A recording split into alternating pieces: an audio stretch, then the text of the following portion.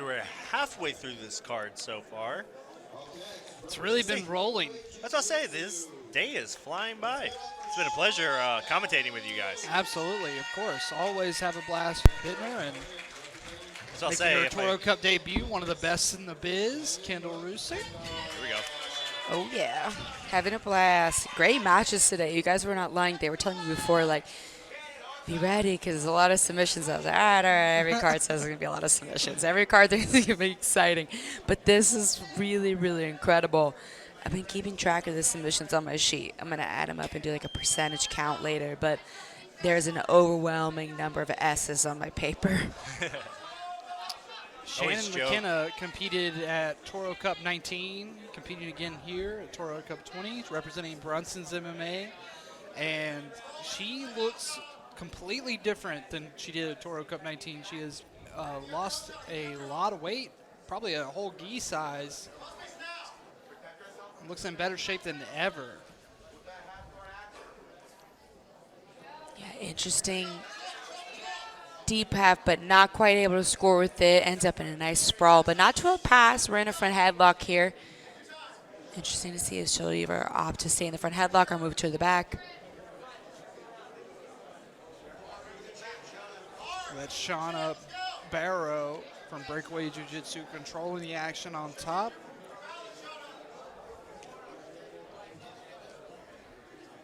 Yeah, Barrow definitely looking like she wants to move towards the back here, but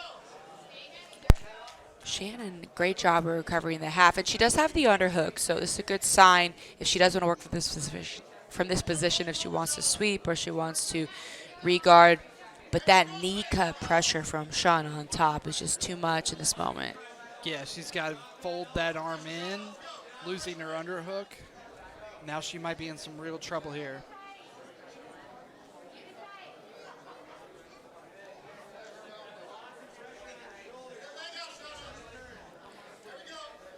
The thing about people who like to play this deep half, though, is they are so comfortable getting smashed. Is what they do all day, every day.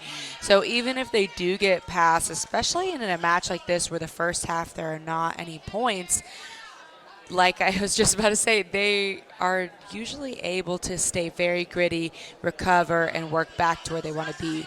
Although this mount position now is, and right as I say it, the grit, the grit that she has to withstand a lot of pressure, a lot of torque, and then come out on top. Yeah, Barrow held onto that arm, and now she's forced to let it go as Shannon McKenna opens up the guard and is looking to pass. Yeah, that Americana and closed guard's tough to finish. It is tough. Some would say not real. I would say more risky than anything, right? If I'm trying to Americana in the closed guard, I expect to get my back taken. But, we saw a quick bail on that and a smart adjustment. I will say, make the Americana great again. You don't see enough of it. After blue belt. As a kid in a blue belt, it's like the only submission I ever used. There's so many pictures of me Americanaing little boys as in yellow belt and orange belt. I should bring it back. Side control. Yes. Just wait for the arm to pop out.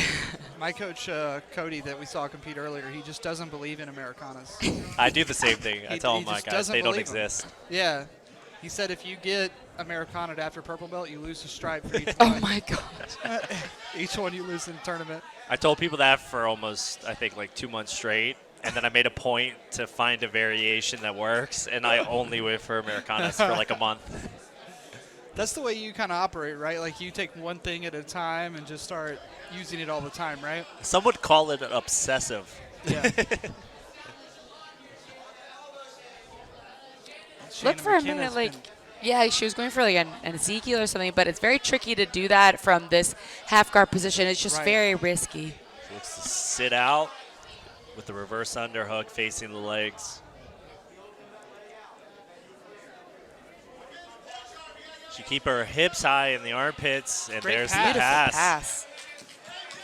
Really love that variation of the pass. She's able to use her free hand to pull the knee in or push it out and then do a bit of a back step to take her foot out, coming into a nice side control.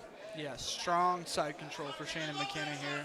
Yep, no points yet, about 40 seconds to points. She's doing great work, though. Yeah, Shannon on the back now, very secure. She has a good control from the back to the chest. A nice collar grip in here. Look for a second, like she was going for the bow and arrow, but not quite It's able to tough get to from the there. knee. She almost could only get to the top of the hip. But she is doing a good job keeping her right elbow tucked behind the head so it doesn't pop out. Until now. 15 seconds to points, I heard. Oh, Ooh. Almost shaking off the back, but not quite. She's able to build her base with her right hand, swivel her hips around.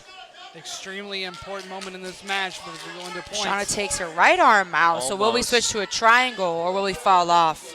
Points are on. Oh, what a tough spot on the map That's for such this a tough position. spot. For both guys, or both ladies, I should say. Not out of danger. This arm looks deep. This is definitely a nice attack here. Threatening between. I think she has the lapel still. I see. And she's out. Back in the closed guard. This will get a nice reset.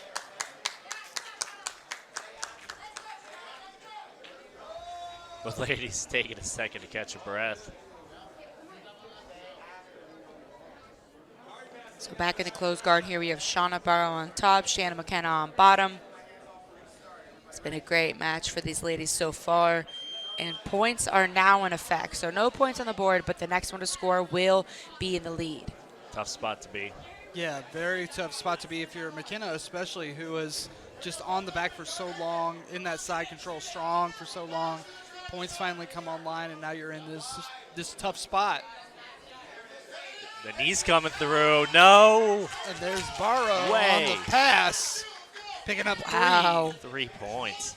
Big turnaround for Shawna Barrow, who was trailing the entire match. She got her guard passed. She got her back taken. And now she is in the lead with 3 points on the board and side control. She was heavy on that straight knee cut. Yeah, real heavy. She made it look easy. That one's brutal. If you can pin that leg, you're just pummeling your feet right off to the side. Looking to keep her elbows inside, not allowing an underhook, controlling the frames, keeping her Shannon flat. Looks to step to mouth, foot gets caught. Still has good upper body control though. If she frees this foot, it will be another 3 points. Here comes the back take attempt. Hook in. Oh, yes. Very smart for her to move to the underhook with the right arm so she didn't lose control. She's And still now looking to finish. Fully on the back, climbing Let's that see it. arm There around. it is. Could be on. Knuckles to the back of the head. McKenna's doing a good job of fighting the hands. What a turnaround this match had.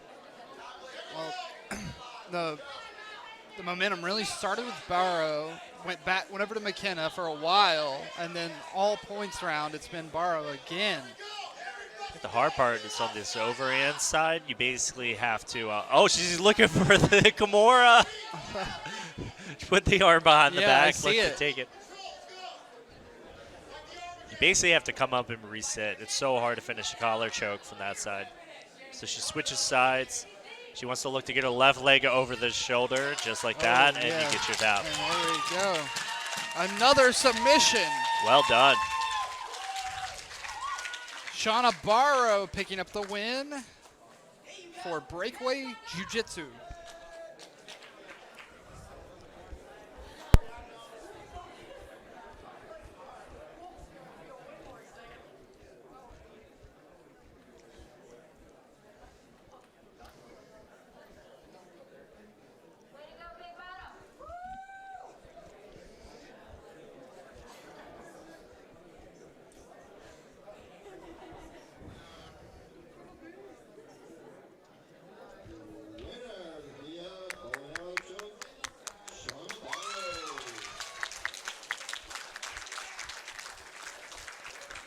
Shawna Barrow with a valiant effort for that win, but I will say it's been a while since I've seen Shannon McKenna look that good on the mat. She looked better than ever.